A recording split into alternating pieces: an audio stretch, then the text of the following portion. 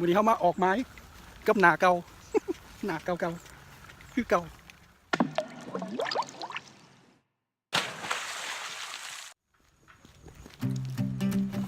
ตอนนี้เขาอยู่สนามกอล์ฟหลัก14นะลาวคันติครับ อากาศดีวันนี้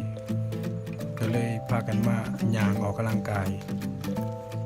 แล้วก็สำรวจไม้นะข้างๆมีน้องน้อยๆมื้อหน้าจะเอาคันเบ็ดมาลอยจากบ้านเลยวันนี้เขามาออกไม้กับหนาเก่า หนาเก่าๆคือเก่าแต่ว่าบริมาติดปาก